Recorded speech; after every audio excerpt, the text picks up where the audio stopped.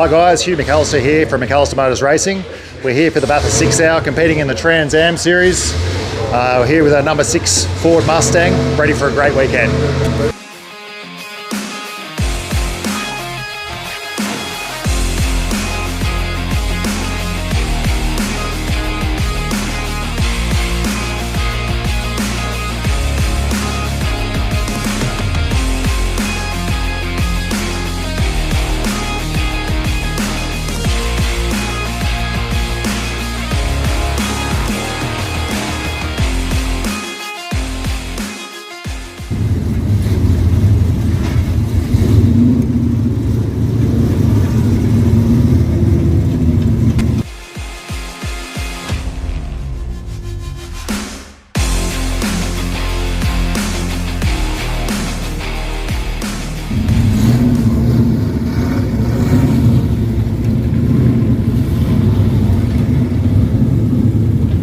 Mate, well, it was okay, Rick. We got through practice all right, just got a good feel for the cars. Had a bit of an issue with power steering. Boys did an amazing job. We had a short turnaround between practice 2 and qualifying. Fixed the steering for me, so I fixed it for that session. But we're still a fair way back. We just keep looking at the times, don't we? Both of us are just, it's pretty amazing some of these younger guys, the times they're doing. But, I mean, we're comfortable with our times and we can only move forward through the race. The cars feel great, so we're looking forward to the races tomorrow. What about you, Mark? How'd you go in practice and qualifying, mate? Yeah, look, it was terrific. We've had a new setup put up in the car, and the car's really turning well. As I say, I'm as quick as I've been here, just about, and they're just getting quicker and quicker. So I've had a hectic day. I've been in that and the pulsars as well, so I've had 6 sessions today. But look, the cars are in good order. It's up to us, and look, we're surrounded by V8 Supercars sons, and they've got great setups, and they're guys going forward. So we're happy where we are. Look, we're back in the field, but we're racing near each other again, and look, the race is different than qualifying, so we'll see what happens. Yeah, because I mean, racing at Bathurst, I mean, it's quite a challenge. It's not for the faint-hearted. I mean, with those walls around you, I mean, I've noticed you've been in this for a couple of years.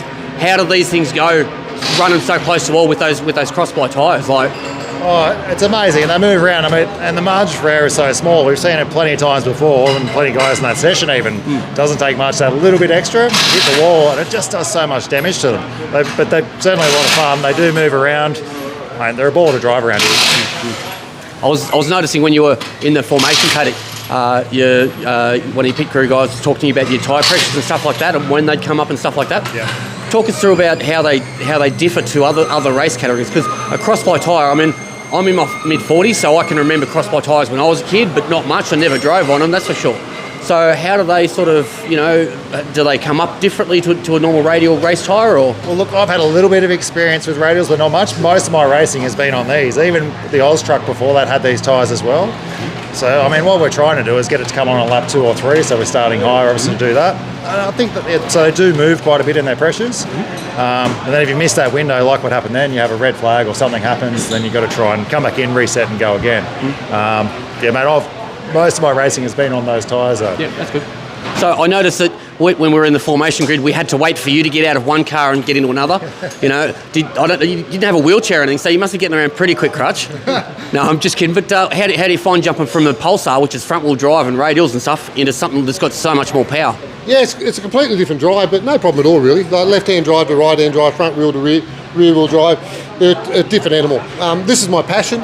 I race the Pulsars with 4 or 5 of my great mates as well, and we have a lot of fun in that. Probably the difference is you hold the Pulsar flat all the way around the top. If you do that in this, you end up not just in the wall in hospital. But as far as the tyres go, but they're a whole heap of fun, this type of tyre, and they're not expensive, so it makes racing inexpensive. We all know that it's got movement in it, but people want to see that. People want to see racing, they want to see cars sliding, and it's great for the racing. So I applaud the fact they keep these sort of tyres and make everyone work. They're meant to be hard to drive. It is certainly very entertaining to watch. I mean, unfortunately, in some other categories, you notice the tail with a lot of drivers and stuff like that, and the only action is really in the pits. Here, the only action is on the track. So yeah, without a doubt. Like, there's races up and down the track all the way, and you're always racing somewhere. Like, I'm a midfield or rear field driver, and I love it because there's 5 or 6 guys there and racing all the time. So a race within a race. Good luck to the young blokes coming through that will go into V8 supercar careers. Without a doubt in the world, this is the best racing category in Australia outside of V8. I think so too. Oh, we love it. That's why we're here. We think it's fantastic.